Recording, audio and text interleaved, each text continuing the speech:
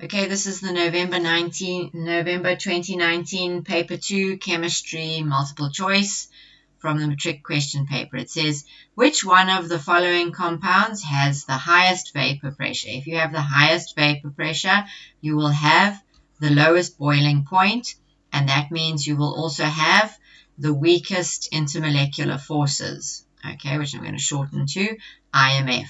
So when we look at these things, what is affecting the intermolecular forces? It will be the mass, or the molar mass if you prefer, of the molecule, and then also if there is stuff like the nature of the intermolecular forces. Okay, do we have London forces? Do we have hydrogen bonding? Things like that. So the first thing you should do is you should check, are they checking that these have all got the same functional group, or do they all have the same mass? So all of these have more or less all got the same mass. If you go off and work it out, it's between 44 and 46 grams per mole, so they're trying to compare things evenly. But this one is a carboxylic acid.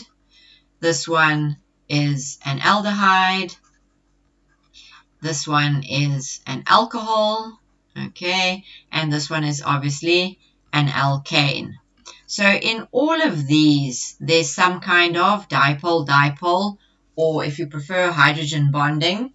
Okay, remember that hydrogen bonding is just a specialized form of dipole. So in all of these ones, they will have very strong intermolecular forces, with the carboxylic acid having the strongest intermolecular force. But this alkane over here is going to have the weakest intermolecular force, and as a result, it will have the lowest boiling point and the highest vapor pressure. So the answer to this one is going to be D, the alkane. The next question says, which one of the formulae below represents the product of a polymerization reaction? So then this is obviously C. This is an alkane, and can you see there's the square brackets outside, and the bond is going through the brackets to indicate that there's a whole lot of these brackets repeated n times. So this is definitely, this will be polyethene, because that is the monomer would have come from, excuse me, I'm going to cough. Sorry, the monomers would have come from the ethene like this, and then it gets saturated as it polymerizes. The others are just an alcohol, an aldehyde, a ketone, sorry. Did I call this an aldehyde? And it's a ketone. No, it's an aldehyde, sorry, it's an aldehyde. I had a moment. And then the other one is obviously the ester.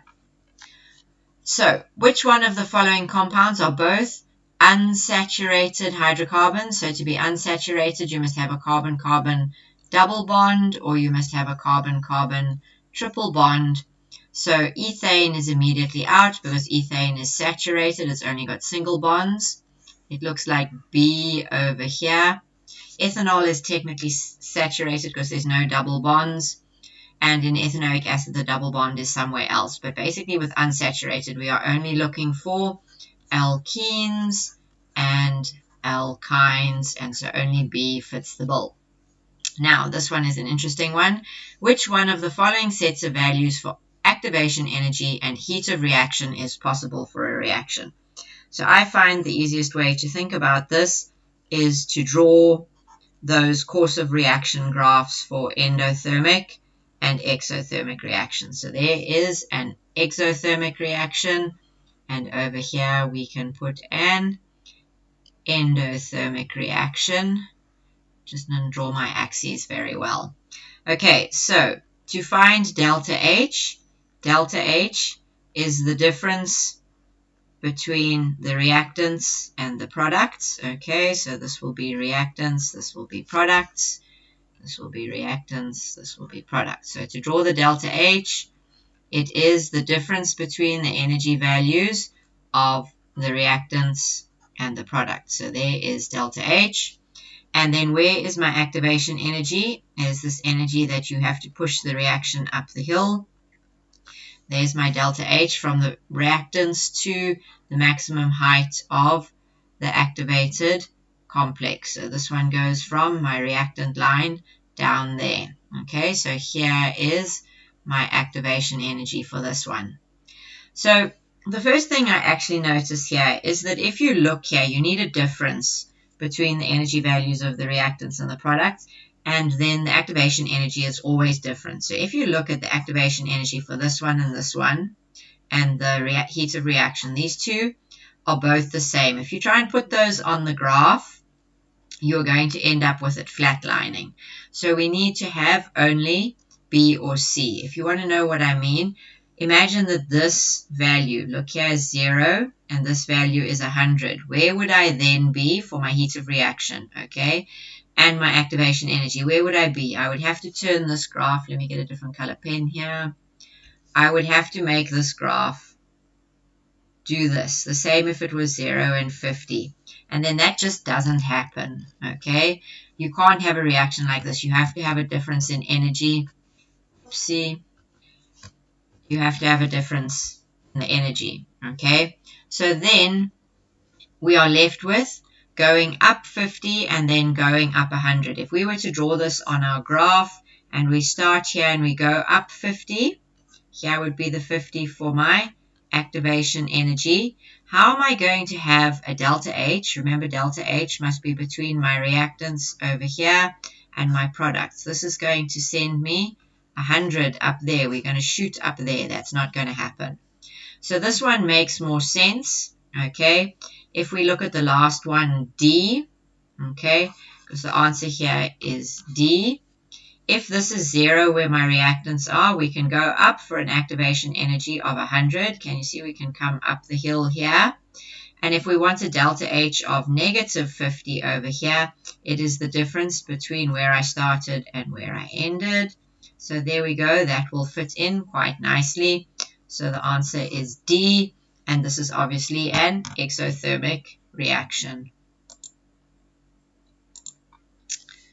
Okay, now it says, consider the following balanced equation for a system at equilibrium.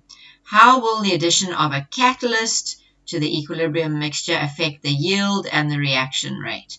Well, we know that the catalyst always increases the reaction rate. So we are going to, well, unless it's a negative catalyst, but they almost never ask you that, we are going to immediately remove B. So we want something that increases the reaction rate, but the fact of the matter is it will not affect the yield. The yield depends on what other conditions. So the yield is going to remain the same, but the reaction rate is going to increase. So the answer is C. In 1.6, it says to your hypothetical reaction reaches equilibrium at a certain temperature in a closed container according to the following balanced equation. A plus 2B goes to 3C. Okay, and then they've got here delta H is less than 0, so this reaction is exothermic. Okay, and it says which one of the following changes to the equilibrium conditions will result in an increase in the equilibrium constant.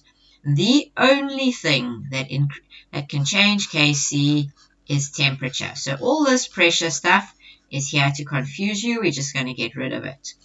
So if we look at writing Kc for this reaction, okay, it would be the concentration of the products to their power, but if you have a look, it's a solid. So for solids, we write 1, okay, over the concentration of the reactants, okay. So this would be how we would write Kc. So how would we need Kc to be a bigger number? We need Kc to be a bigger number by whatever favors the forward reaction. Okay, we need to favor the forward reaction over here so that this number gets big and this number gets small. So you can't increase the size of 1 in this solid reaction, but you can actually make the others smaller by favoring the forward reaction. And according to Le Chatelier, a decrease in temperature will favor the exothermic reaction. And so if we want to favor the forward reaction, we must decrease temperature so that we can make more product and decrease the reactants to make the Kc shift. Okay, now it says to you, a hydrochloric acid solution and an acetic acid solution of equal concentrations are prepared. What do we have to know here? HCl is a strong acid and it is going to ionize completely, giving a high concentration of hydronium ions. Okay, and acetic acid is our friend vinegar, and this one is a weak acid. Okay, and it will ionize incompletely, giving a low concentration of hydronium ions. So who is going to have more hydronium ions? Look over here. Who's got the higher concentration? The higher concentration is going to belong to the hydrochloric acid. So we will get rid of the equal to. Okay. And so because it's got a higher concentration, the pH of the hydrochloric acid, remember, the pH scale goes from 1 to 14, and this way is more acidic. So we need to drop the pH if we want to be more acidic. So the concentration of hydronium ions is higher, but the pH of the hydrochloric acid is lower. So the answer here is B. Now it says to you, two hypothetical half reactions and their respective reduction potentials are shown below. Our galvanic cell is set up using the above substances. Which one of the following statements is correct for this galvanic cell? Okay, so we've obviously going to have one reduction reaction and one oxidation reaction. This is going to be the reduction because it is a positive E theta value, and this is going to be the oxidation reaction.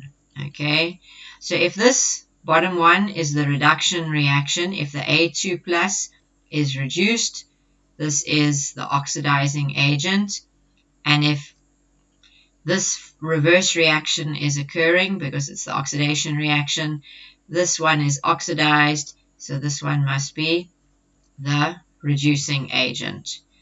Okay, so 1.8, the answer must be B is the reducing agent.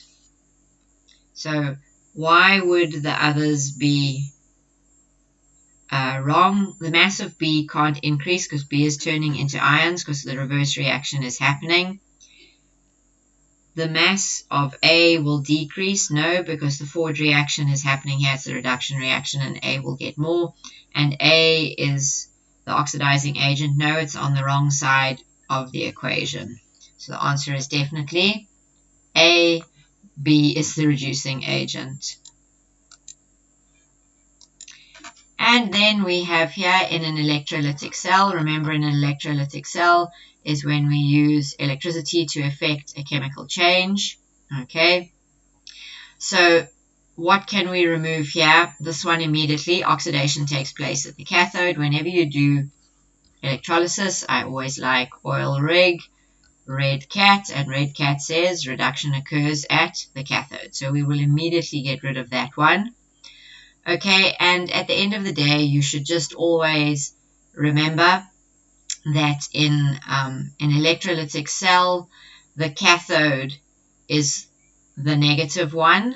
Okay, I always remember that the cathode is negative and reduction occurs at the cathode. It's attached to the negative end of the battery, and that means that the anode is positive.